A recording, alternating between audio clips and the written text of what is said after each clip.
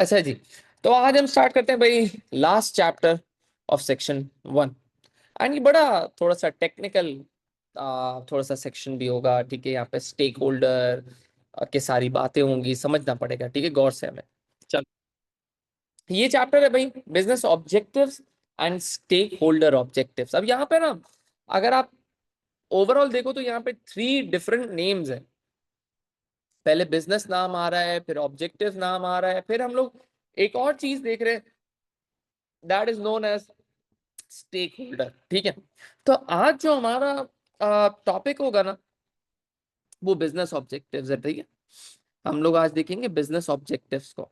तो हम stake holder objectives या स्टेक होल्डर वर्ड क्या होता है, वो हम लोग इंशाल्लाह नेक्स्ट क्लास में कवर करेंगे। ठीक है, आज हम लोग सिर्फ बिजनेस ऑब्जेक्टिव्स को देखेंगे। स्टेक होल्डर ऑब्जेक्टिव्स हम लोग नेक्स्ट क्लास में डिस्कस करेंगे। चलो, अब बिजनेस बिजनेस क्या है भाई? बिजनेस कौन होता है? बिजनेस जो बिजनेस एक्टिविटी कर रहा है, जो बिजनेस भाई कस्टमर के नीड्स को समझ रहा है, सेटिस्फाई कर रहा है, कोई बिजनेस ना। अच्छा, बिजनेस के ऑब्जेक्टिव्स मतलब बिजनेस के ऑब्जेक्टिव्स मतलब बिजनेस के टारगेट्स। ऑब्जेक्टिव्स का मतलब क्या है? ऑब्जेक्टिव्स का मतलब क्या है भाई? टारगेट्स। ऑब्जेक्टिव का मतलब क्या है भाई? एम्स। ऑब्जेक्टिव का मतलब क्या है भाई? गोल्स। तो ऑब्जेक्टिव्स का मतलब है टारगेट्स, ऑब्जेक्टिव्स का मतलब है एम्स, ऑब्जेक्टिव का मतलब है गोल्स। तो ऑब्जेक्टिव मतलब गोल, ऑब्जेक्टिव मतलब टारगेट, ऑब्जेक्टिव मतलब एम्स। ठीक है, कि व्हाट इज द बिजनेस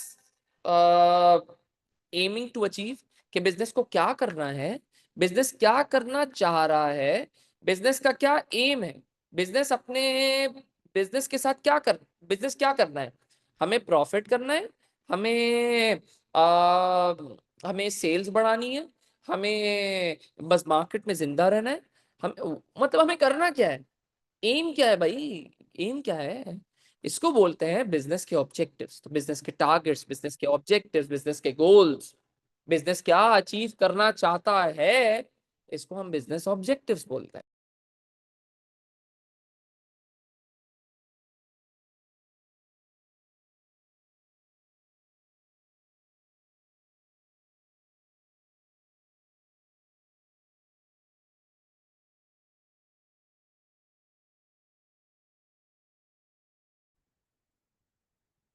चल, अभी हम लोग कहाँ पे थे भाई? मेरे ख्याल से इंटरनेट डिस्कनेक्ट हुआ था। इस पे बात करते हैं।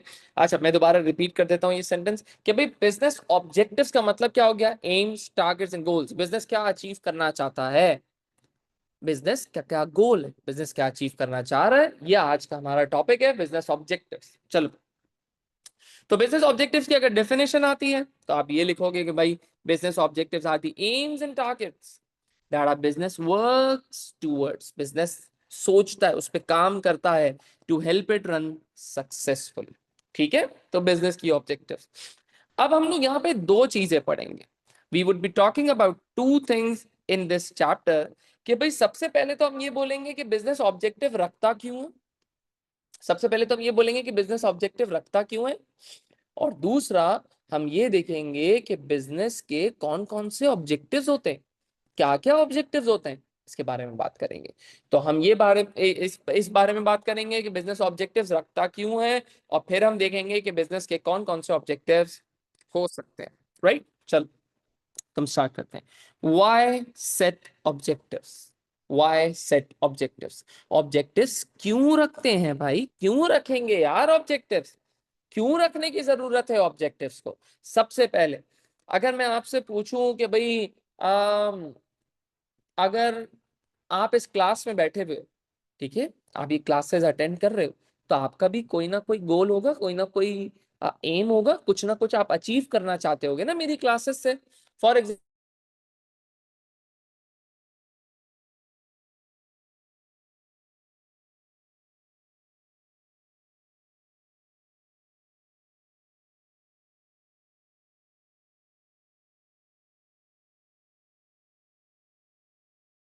कोई ये भी बोल सकता है कि सर मुझे आपकी, मैं पास तो हो सकता हूँ, मैं अच्छा ग्रेड भी ला सकता हूँ, लेकिन मुझे बिजनेस सीखना है।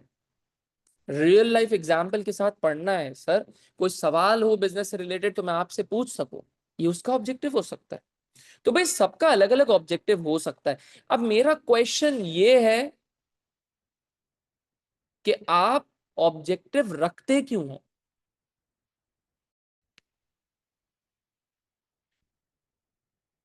चल सही। अच्छा भाई, तो भाई ऑब्जेक्टिव हर बच्चे का कुछ ना कुछ तो ऑब्जेक्टिव होगा, जब भी तो वो मेरी क्लासेस में इनरोल हुआ है ना। अच्छा, अगर मैं बोलता हूँ फॉर एग्जाम्पल आप ऑब्जेक्टिव हटा दो, अगर मैं आपसे बोलता हूँ कि यार आप आगे क्या करना चाहते हो, आप मतलब बड़े होके क्या बनना चाहते हो, तो आप बोलोगे सर पता नहीं। भाई अगर आपके पास कोई ऑब्जेक्टिव नहीं है, कोई टारगेट नहीं है, कोई गोल नहीं है, कोई टारगेट नहीं है, तो ऐसे कैसे चल सकता है? आपके पास कोई टारगेट नहीं है, कोई गोल नहीं है, तो ऐसे कैसे चल सकता है? नहीं चल सकता ना। अगर आपके पास कोई गोल नहीं होगा, कोई टारगेट नहीं होगा, तो आप मोटिवेट कैसे होगे कि यार मुझे ये करना था। अब मैं आपको बताऊं मेरा ऑब्जेक्टिव क्या होगा। फॉर एग्जाम्पल मेरा ऑब्जेक्टिव है कि ना, मैं समझो भाई मुझे प्राइवेट जेट चाहिए। ये ऑब्जेक्टिव हो सकता है, ऑब्जेक्टिव हो सकता है। अब ऑब्जेक्टिव को अचीव करने के लिए, प्राइवेट जेट लेने के लिए, मैं शायद मोटिवेट होके काम करूंगा कि यार ये मेरी डायरेक्शन है, I have to work in that direction. तो सबसे पहले तो डायरेक्शन पता चल जाती है, फिर मैं मोटिवेट हो जाता हूँ। फिर मेरे डिसीजन मेकिंग जो सारे होंगे वो ये देखेंगे कि भाई मैं क्या प्राइवेट जेट ले सकता हूँ इस डिसीजन से, या फिर ये डिसीजन लेना है तो प्राइवेट जेट कैसे लूंगा, क्या डिसीजन लूं कि प्राइवेट जेट ले लूंगा। ऑब्जेक्टिव बहुत जरूरी है। तो अगर आप लोगों की बच्चों, अगर आप लोगों की जिंदगी में भी कोई ऑब्जेक्टिव नहीं है, ये पता नहीं है कि आगे बन के क्या करना है, आगे बड़े होके क्या बनना है, आगे क्या करोगे, तो बहुत ही हालात खराब है भाई।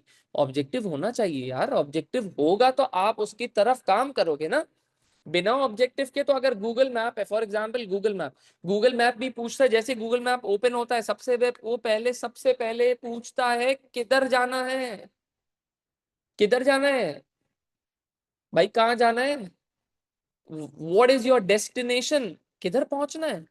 अगर आप उसको बोलोगे कि भाई बस ले जा, बस ले जा, मुझे नहीं पता कहाँ जाना है, तो भाई वो आपको इंग्लिश में ऐसी अच्छी अच्छी बातें बोलेगा कि आपको समझ भी नहीं आएगी, लेकिन आपको ये समझ में आ रहा होगा कि अच्छी अच्छी बातें हैं। तो भाई बिना ऑब्जेक्टिव के, बिना डेस्टिनेशन के क्या है, नहीं है ना कुछ। तो इस तरह बिजनेस भी विदाउट एनी ऑब्जेक्टिव नहीं चल सकता। तो बिजनेस के ना बहुत सारे ऑब्जेक्टिव्स होते हैं कि बिजनेस प्रॉफिट करना चाहता है, बिजनेस जिंदा रहना चाहता है, बिजनेस भाई बिजनेस ग्रो करना चाहता है, बिजनेस सोसाइटी की मदद करना चाहता है। तो देयर आर सर्टेन ऑब्जेक्टिव्स। तो भाई उस ऑब्जेक्टिव्स में से एक ऑब्जेक्टिव को सेलेक्ट करो, सोचो कि भाई ये मेरा ऑब्जेक्टिव है and I have to work towards it. मुझे इस ऑब्जेक्टिव की तरफ जाना है, मुझे इस पे जाना है, इस पे जाना है, इस पे जाना है, इस पे जाना है। तो अगर आपका ऑब्जेक्टिव क्लियर है, फॉर एग्जाम्पल केएफसी, केएफसी का आजकल ऑब्जेक्टिव क्या है, फॉर एग्जाम्पल बॉयकॉट के बाद, बॉयकॉट के बाद भाई मुसलमान जाग गए, केएफसी ने बोला यार ये तो मसला हो गया भाई, मुसलमान जाग गए, ये लोग तो पैलेस्टाइन की वजह से इसराइली प्रोडक्ट्स को बॉयकॉट कर रहे हैं, और भाई ये तो केएफसी भी बॉयकॉट में आ गया, अब हम क्या करें यार। तो उन्होंने अपना ऑब्जेक्टिव चेंज करके प्रॉफिट से सर्वाइवल कर दिया होगा, जिंदा रहना है उनको। ठीक है, तो उनकी फिर डिसीजन क्या होगा, डिसीजन उन्होंने क्या लिया होगा, उन्होंने डिसीजन लिया होगा कि we have to work towards के हमें सरवाइव करना है, हमें जिंदा रहना है। राइट, तो जिंदा रहने के लिए उन्होंने क्या डिसीजन लिया, उन्होंने बहुत सारी डील्स लगा दी, डिस्काउंटेड डील्स लगाई, उन्होंने डिस्काउंटेड डील्स लगाई, उन्होंने अपनी प्राइसेस को कम कर दिया, उन्होंने बहुत सारी प्रमोशनल डील्स लगा दी, बहुत ज्यादा मार्केटिंग स्टार्ट कर दी। तो भाई ग्रो, उनका ऑब्जेक्टिव था सर्वाइवल का, तो उन्होंने ऐसा डिसीजन लिया। अगर उनका ऑब्जेक्टिव होता प्रॉफिट का तो वो इतना ज्यादा डिस्काउंट्स लगाते नहीं। अगर उनका ऑब्जेक्टिव होता ग्रोथ का तो वो न्यू प्रोडक्ट्स लाते हैं, वो न्यू ब्रांचेस ओपन करते हैं। तो ऑब्जेक्टिव्स आपके डिसीजन मेकिंग में बड़ा हेल्प आउट करता है। तो you take better decisions when you have an objective, right. उसके बाद ऑब्जेक्टिव्स की वजह से ओनर की, एम्प्लॉइज की, मैनेजर्स की, सबकी मोटिवेशन बढ़ जाती है, बिकॉज दे नो कि हमें किस डायरेक्शन में काम करना है, हमें किस डायरेक्शन में काम करना है। ठीक है, हमें किस डायरेक्शन में काम करना है, एम्प्लॉइज को पता चल जाता है, मैनेजर्स को पता चल जाता है, सबको पता चल जाता है। जब सबको पता चल जाएगा, सबको पता चल जाएगा, तो भाई सब उस डायरेक्शन में काम करेंगे, तो वो मोटिवेट हो जाएंगे। क्या हो जाएंगे भाई? मोटिव। तो इससे क्या मिल जाती है भाई? मोटिवेशन मिल जाती है। इससे क्या मिल जाती है भाई? मोटिवेशन। ठीक है, तो मोटिवेशन मिलेगी इंप्लॉइज को, मैनेजर्स को, तो उनको पता होगा कि यार हमें इस डायरेक्शन में काम करना है, वो मोटिवेटेड होंगे, तो उनको भी लगेगा कि हम ऑब्जेक्टिव को अचीव करने में मदद कर रहे हैं, हम लोग भी ऑब्जेक्टिव अचीव करवाएंगे बिजनेस का, हम भी कोई इंपॉर्टेंट रोल प्ले कर रहे हैं, हम भी कोई इंपॉर्टेंट पार्ट है, ये सब पता चल जाए। तो ऑब्जेक्टिव सेट करने से मोटिवेशन बढ़ती है, ऑब्जेक्टिव सेट करने से डिसीजन लेने में आसानी मिलती है, ऑब्जेक्टिव सेट करने से सब एम्प्लॉइज को, सब मैनेजर्स को जब ऑब्जेक्टिव्स का पता चलता है, तो each and every one works on the same direction, works at the same direction, एक ही डायरेक्शन में काम करते हैं, एक ही डायरेक्शन में काम करेंगे, एक ही जगह चलते रहेंगे, चलते रहेंगे, चलते रहेंगे, चलते रहेंगे। ठीक है, तो आपको यूनाइट हो जाता है बिजनेस के, सब एक ही डायरेक्शन में काम कर रहे होंगे, सब एक ही डायरेक्शन में काम कर रहे होंगे। ठीक है, तो ऑब्जेक्टिव सेट करने से सब एक डायरेक्शन में काम करेंगे, तो पूरा बिजनेस यूनाइटेड होगा towards a goal, towards a common goal. Employees और मैनेजर की मोटिवेशन बढ़ेगी, डिसीजन मेकिंग आसान हो जाएगी। Plus another objective is you can compare the business performance. How? आप अपनी बिजनेस की परफॉर्मेंस को कंपेयर कर सकते हो। कैसे? अब फॉर एग्जाम्पल आपने ऑब्जेक्टिव रखा था कि हम ना अपने प्रॉफिट को या अपनी सेल्स को, फॉर एग्जाम्पल सिंप्लीफाइड कर देते हैं, हम अपनी सेल्स को 10 लाख तक पहुंचा दें, फॉर एग्जाम्पल ऐसे सेल्स को हम $10,000 तक पहुंचा देंगे। सही है, बाय द ईयर एंड आपने बोला कि भाई by the year and, by the end of this year हम अपनी सेल्स को $10,000 तक टच करवाएंगे, $10,000 तक टच करवाएंगे। अब साल के एंड में बैठो, ईयर एंड में बैठो, ईयर एंड में ये देखो कि जो आपका ऑब्जेक्टिव था, जो आपने सोचा था, वो क्या अचीव हो गया? वो क्या अचीव हो गया? अगर सेल्स का आपने सोचा था $10,000, तो क्या आपकी सेल्स $10,000 तक पहुंच गई है? अगर सेल्स $10,000 से एक्सीड कर गई है, इसका मतलब आपने अपना टारगेट पूरा कर दिया है और आपने बड़ी अच्छी परफॉर्मेंस दी है। लेकिन अगर $10,000 टच नहीं करी है, समझो $6,000 पे सेल्स गई है, तो आपकी बिजनेस परफॉर्मेंस बेकार रही है। तो आप अपने एम से, अपने ऑब्जेक्टिव से अपनी परफॉर्मेंस को मेजर करते हो। क्लियर है सबको? तो ये रीजंस हैं बिजनेस ऑब्जेक्टिव्स क्यों सेट करता है, बिजनेस टारगेट्स क्यों रखता है। तो वाई सेट ऑब्जेक्टिव्स के हमने भाई 4 रीजंस पढ़ लिए। बिजनेस साइज को कंपेयर करने के लिए, बिजनेस साइज को कंपेयर करने के लिए, ठीक है, बिजनेस को यूनाइट करने के लिए, डिसीजन मेकिंग के लिए, और मोटिवेशन इंक्रीज करने के लिए। These are the 4 reasons why businesses set objectives, right. अब हम आ जाते हैं किस पे? डिफरेंट ऑब्जेक्टिव्स पे। अब ऑब्जेक्टिव्स के बारे में बात करते हैं, what are the different objectives, different objectives क्या होते हैं, डिफरेंट ऑब्जेक्टिव्स क्या होते हैं। तो डिफरेंट ऑब्जेक्टिव्स क्या होते हैं समझना भाई। सबसे पहला है सर्वाइवल। अब फॉर एग्जांपल केएफसी, केएफसी आया, कोई भी नया बिजनेस हो सकता है यहाँ पे जिसके हालात खराब हैं। ये जो ऑब्जेक्टिव है ना सर्वाइवल, सर्वाइवल का मतलब है जिंदा रह जाना, जिंदा रह जाना। अच्छा, अब जिंदा रहने का कौन सोचता है? या फिर नया बिजनेस है, या फिर वो बिजनेस जिसके हालात खराब है। तो भाई सर्वाइवल का मतलब है जिंदा रह जाना, जिंदा रह जाने का ऑब्जेक्टिव हो सकता है नए बिजनेस का, या फिर उन बिजनेसेस का जो कि नए बिजनेसेस हैं, या फिर जिनके हालात खराब है। जैसे केएफसी के आजकल हालात खराब हुए ना बॉयकॉट की वजह से, मैकडोनल्ड्स के हालात खराब हुए, तो उनका ऑब्जेक्टिव है सर्वाइवल का। वो कह रहे हैं कि यार जिंदा रह जाओ, मुसलमानों को थोड़ा सा भूल जाने दो, मुसलमान दोबारा थोड़े से ना यार, तुम दोबारा से भूल जाएंगे पैलेस्टाइन के बारे में ना, तो हम थोड़ा भाई जब कमा लेंगे। अभी सरवाइव करो। अभी आपने देखा ना मैकडोनल्ड्स बार बार डील लगा रहा है, अभी उन्होंने 9 पीस चिकन की डील लगाई है ऑफ 2070, 2070 रुपए में, मतलब अराउंड 2000 के 9 पीस चिकन है। उसकी जो रियल प्राइस है ना वो अराउंड 4000 है। तो उनका ऑब्जेक्टिव है सर्वाइवल। वो अभी चाह रहे हैं कि हम जिंदा रह जाए, अभी नहीं कमाना। मुसलमान भूल जाएगा सारी चीजें, फिर कमाएंगे यार आराम से। नया बिजनेस आता है तो नया बिजनेस क्या करता है, अपनी प्राइसेस को बहुत कम कर देता है, बहुत कम कर देता है, बहुत कम कर देता है, बहुत कम कर देता है। अब जैसे ना वो मेरे ख्याल से अंबानी लोग ना, ये जो अंबानी फैमिली है, वो वो लाई है कोल्ड ड्रिंक्स लाई है इंडिया में। अच्छा, इंडिया में कोल्ड ड्रिंक लाई है तो इंडिया में उन्होंने प्राइस क्या रखी है, 10 रुपए, 10 रुपीज। जहां पे दूसरी कोल्ड ड्रिंक्स भाई 30 40 50 की सेल हो रही, वो 10 रुपए के बेच रहे। तो नया बिजनेस है ना, तो वो कह रहे हैं कि भाई अभी जिंदा रहना, अभी नहीं कमाना, अभी जिंदा रहना, अभी कस्टमर बेस बनानी। कस्टमर बेस बन जाएगी, सरवाइव कर जाएंगे, फिर कमाएंगे।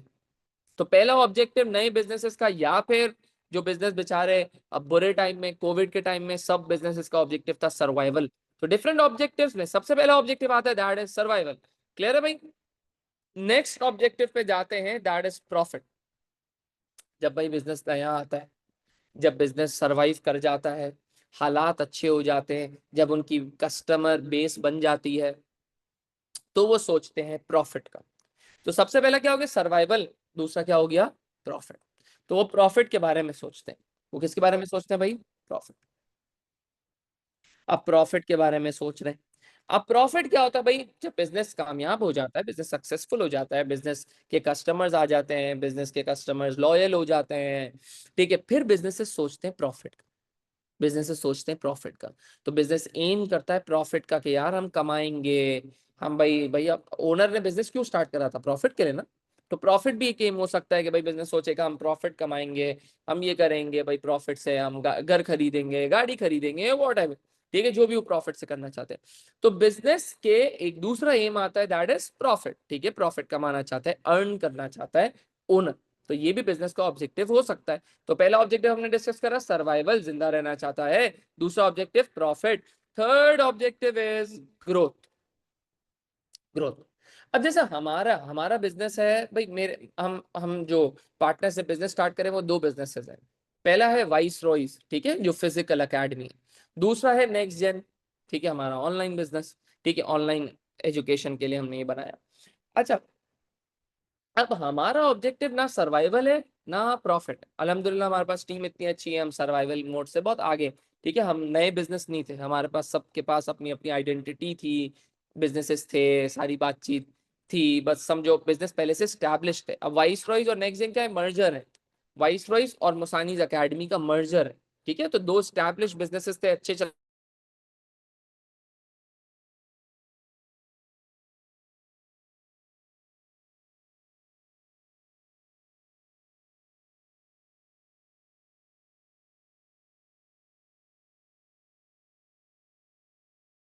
यार, प्रॉफिट कर लेंगे, लेकिन आज नहीं करना, आज हमें चाहिए ग्रोथ। तो अब हमारे पास जो भी पैसे बच जाते हैं, जो भी पैसे बच जाते हैं, अब हम सोचते हैं ग्रोथ का। हम सोचते हैं ग्रोथ का।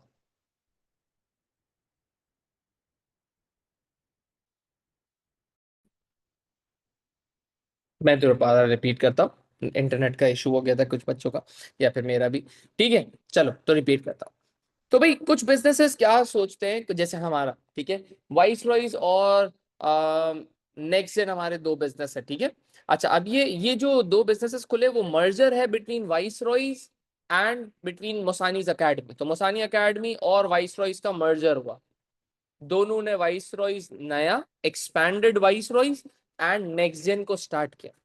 अच्छा, हमारा ऑब्जेक्टिव सर्वाइवल का पहले था, जब हमने एक्सपेंशन करी, एक बड़ी जगह पर आए, ठीक है, हमने बहुत सारा इधर खर्चा किया, तो हमने सोचा कि यार अभी हम सर्वाइवल के बारे में सोचेंगे। फिर हमारा अल्हम्दुलिल्लाह, अल्लाह का शुक्र है कि हमारा सर्वाइवल मोड खत्म हुआ। हमने बोला यार सही है भाई, सर्वाइवल खत्म हो गया, सही है। जो भी हमारी कॉस्ट वॉस्ट थी वो निकलना स्टार्ट हुई। अब हमने बोला कि यार क्या करना है, प्रॉफिट करना है कि ग्रोथ करनी है। तो हमने कहा यार प्रॉफिट नहीं चाहिए, प्रॉफिट नहीं चाहिए, आज प्रॉफिट का सोचेंगे तो मजा नहीं आएगा, ग्रो नहीं कर पाएंगे बिजनेस को। हमने सोचा यार प्रॉफिट को छोड़ो, ग्रोथ के बारे में सोचते। तो अभी हमारा ऑब्जेक्टिव है ग्रोथ का। हमारे पास जो भी पैसे जमा होंगे, हम फॉर एग्जांपल दूसरी ब्रांच ओपन कर सकते हैं, हम फॉर एग्जांपल भाई स्कूल कॉलेज पे जा सकते हैं, हम या तो इसी एकेडमी को भाई ग्रो कर दें। इस तरह ना हमारा ऑब्जेक्टिव है ग्रोथ का। हम कह रहे हैं हमें सर्वाइवल नहीं चाहिए, हमें प्रॉफिट नहीं चाहिए, हमें ग्रो करना है, हमें बिजनेस को बड़ा करना है, हमें नंबर ऑफ स्टूडेंट्स बढ़ाने हैं, हमें अपना भाई बिजनेस एक्सपैंड करना है। इस चीजों के बारे में सोचना, ग्रोथ के बारे में सोचना है, ग्रो करना है बिजनेस।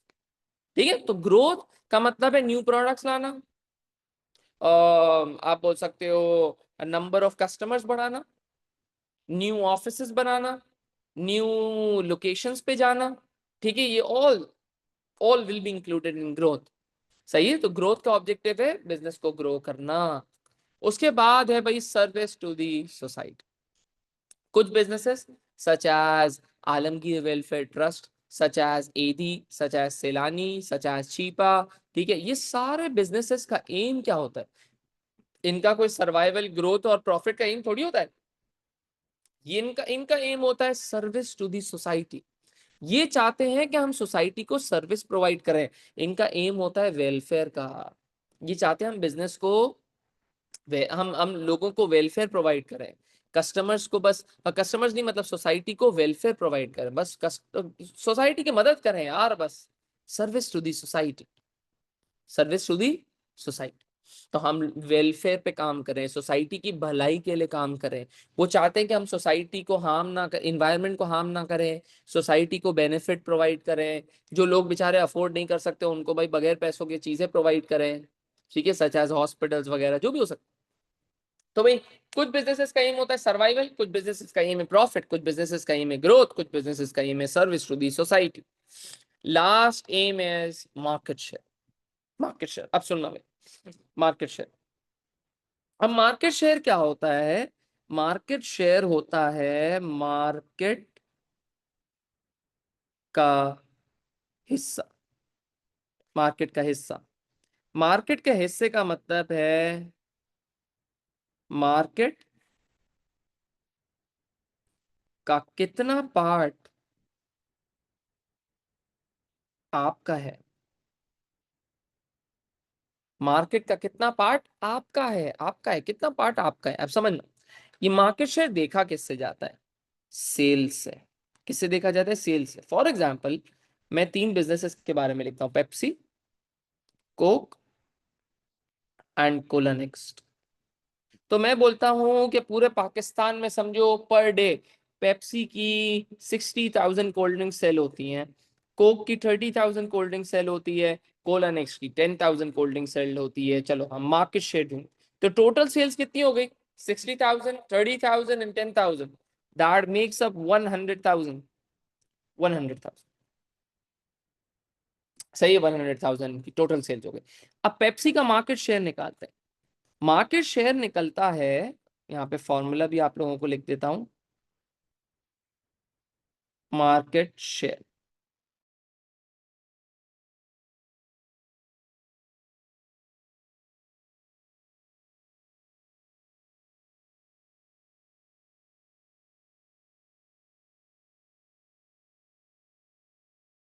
मल्टीप्लाइड बाय 100, तो business sales divided by market sales multiplied by 100।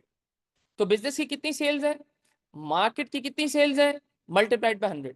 अब पेप्सी का मार्केट शेयर निकालते हैं। पेप्सी का मार्केट शेयर कैसे निकलेगा? कि भाई पेप्सी की सेल्स कितनी है? 60,000, टोटल सेल्स कितनी है भाई?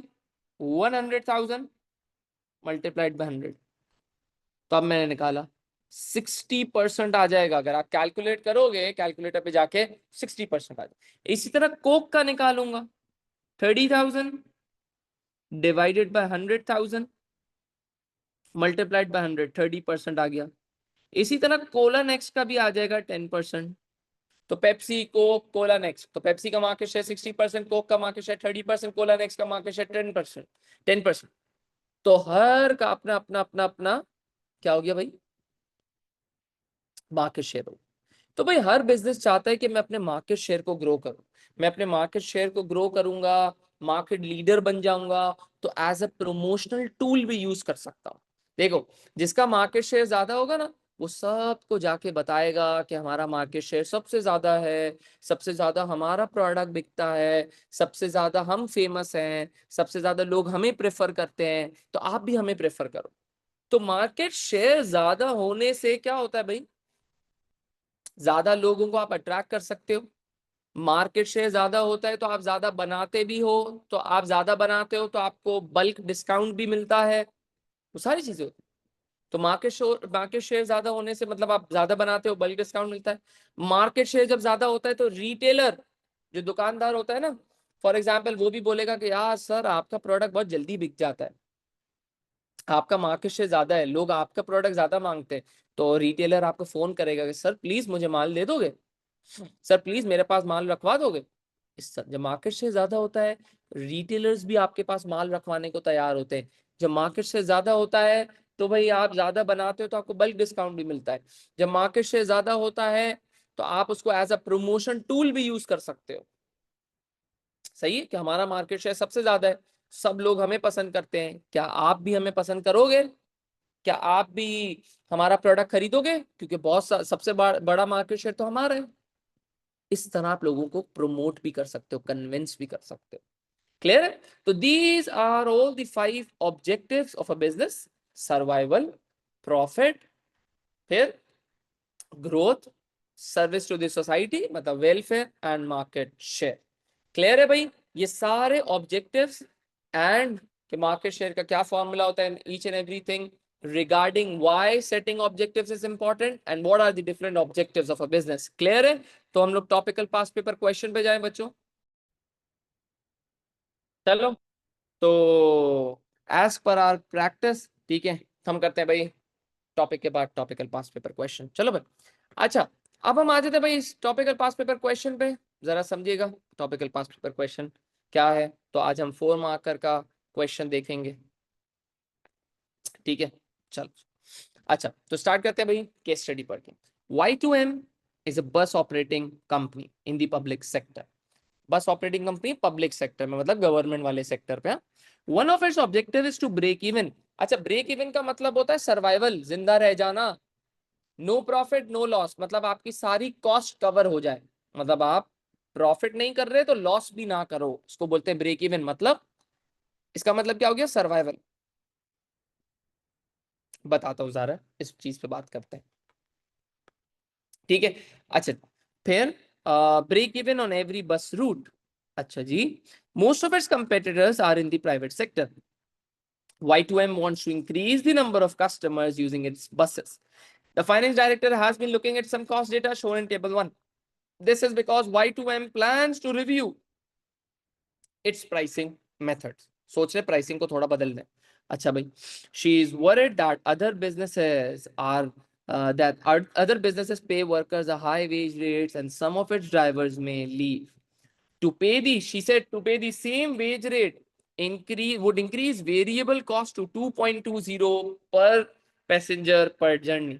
अच्छा, वेरिएबल कॉस्ट होती है जो ना आउटपुट के साथ साथ चेंज करती जाती है। तो variable cost are the expenses that change with the level of output. Fixed cost are the expenses that do not change with the level of output. तो फिक्स्ड कॉस्ट वो एक्सपेंसेस होते हैं जो चेंज नहीं करते आउटपुट के साथ। Variable cost वो एक्सपेंसेस होते हैं जो आउटपुट के साथ चेंज करते रहते हैं, ठीक है। ये हम डिटेल में पढ़ेंगे सेक्शन नंबर 4 में, ठीक है, वो हम पढ़ेंगे। अच्छा, तो number of passengers per day 90 है, प्राइस पर जर्नी 2.50 है, फिक्स्ड कॉस्ट पर वीक है $300, वेरिएबल कॉस्ट पर पैसेंजर पर जर्नी है $2। चलो, तो outline 2 objectives Y2M might have if it was in the private sector. तो 2 ऑब्जेक्टिव्स। अब देखो ये सी पार्ट है, इसका मतलब 4 मार्क्स का।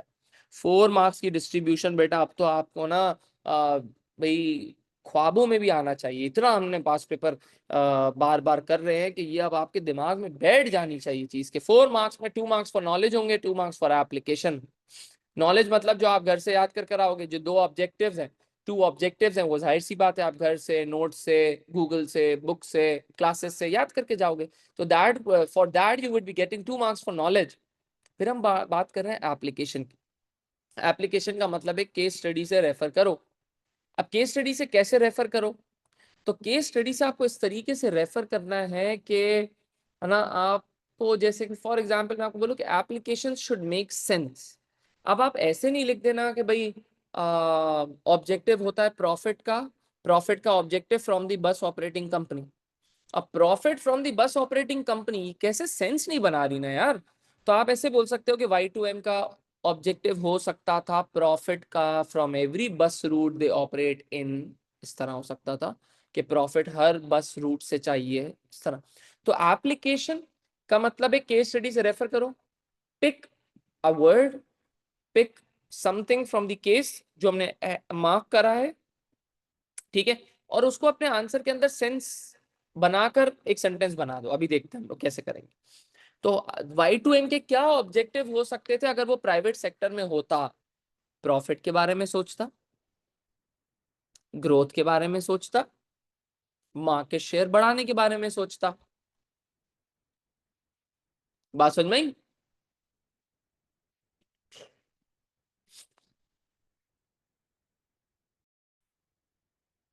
अगर वो प्राइवेट सेक्टर में होता तो वो किसके बारे में सोचता? वो सोचता प्रॉफिट बढ़ाने के बारे में, वो सोचता मार्केट शेयर बढ़ाने के बारे में, वो सोचता ग्रोथ के बारे में। सही है। तो ये दो, कोई भी दो ऑब्जेक्टिव्स लिख दोगे, you would be getting 2 marks for knowledge. तो चलो लिखते हैं, साथ साथ लिखते जाइएगा, ठीक है। चलो स्क्रीनशॉट नहीं, साथ साथ लिखते जाओगे, आंसर राइटिंग इंप्रूव हो। Y2M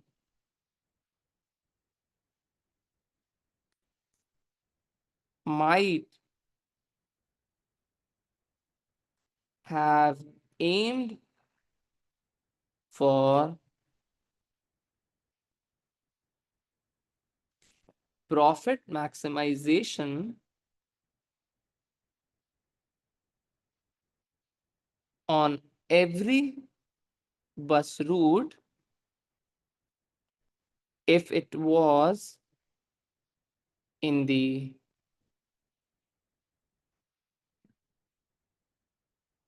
private sector. तो Y2M ना एम करना चाहिए था प्रॉफिट मैक्सिमाइजेशन के लिए on every bus route if it was in the private sector. अगर वो प्राइवेट सेक्टर में होता तो वो सोचता प्रॉफिट मैक्सिमाइज करने के लिए हर बस रूट पे। तो हर बस रूट पे वो सोचता कि मेरा प्रॉफिट मैक्सिमाइज हो जाए। अगर वो प्राइवेट सेक्टर में होता, अभी तो पब्लिक सेक्टर में था, अभी तो पब्लिक सेक्टर में था ना। अगर वो प्राइवेट सेक्टर में होता तो वो शायद प्रॉफिट मैक्सिमाइजेशन के बारे में सोचता ऑन एवरी बस रूट। तो भाई ये क्या हो गया? हर बस रूट पे। तो bus route, every bus root, इसका कहां से पता चला हम लोग? एवरी बस रूट का हमें पता चला केस स्टडी से। देखो, to break even on every bus route. तो अभी तो पब्लिक सेक्टर में था ना, तो ब्रेक इवन के बारे में सोच रहा था। अगर ये प्राइवेट सेक्टर में होता तो ये हर बस रूट पे, एवरी बस रूट पे प्रॉफिट मैक्सिमाइजेशन का सोचता। प्रॉफिट मैक्सिमाइजेशन एक एम है, एक ऑब्जेक्टिव है। तो प्रॉफिट मैक्सिमाइजेशन एक ऑब्जेक्टिव है, प्रॉफिट मैक्सिमाइजेशन एक ऑब्जेक्टिव है। तो प्रॉफिट मैक्सिमाइजेशन ऑब्जेक्टिव हम याद कर आए, मतलब हमें नॉलेज के मार्क्स मिले। तो ब्लू से मार्क थे नॉलेज। बस रूट, हर बस रूट के बारे में हमें बताया केस स्टडी ने, मतलब एप्लीकेशन। क्लियर है? समझ में आया? Knowledge, application. क्लियर है? चलो अब सेकंड ऑब्जेक्टिव पे चलते हैं। if y2m if y2m was in the private sector, if Y2M was in the private sector,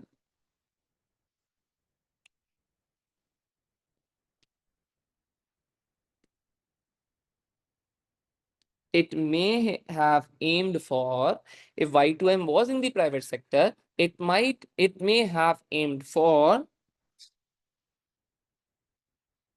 growth by increasing their number of buses or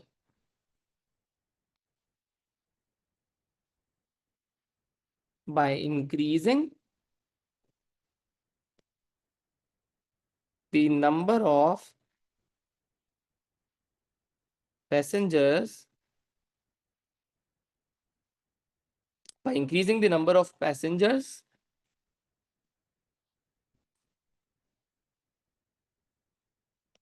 above 90 per day. तो अगर वो private sector में होते तो वो ग्रोथ का सोचते. ग्रोथ एक ऑब्जेक्टिव है जो मैं घर से याद कर कर आया, मतलब नॉलेज. ग्रोथ कैसे करते? अपनी नंबर ऑफ बसेस बढ़ाकर या फिर अपने number of passengers 90 per day से ऊपर लेकर जाके. तो 90 पर डे पैसेंजर्स थे, कहां से पता चला? केस स्टडी से. देखो एप्लीकेशन. फिर बसेस, बसेस के बारे में कहां से पता चला? केस से. एप्लीकेशन. तो भाई नंबर ऑफ बसेस बढ़ा के या तो ग्रोथ हो सकती है, नंबर ऑफ पैसेंजर्स 90 से बढ़ा दो तो ग्रोथ हो सकती है. ऑब्जेक्टिव ग्रोथ और प्रॉफिट मैक्सिमाइजेशन घर से याद कर कर आए, मतलब नॉलेज ब्लू से मार्क्ड है knowledge. Bus route, number of buses, number of passengers above 90, ये है एप्लीकेशन. क्लियर है बच्चों? समझ में आया? क्लियर है?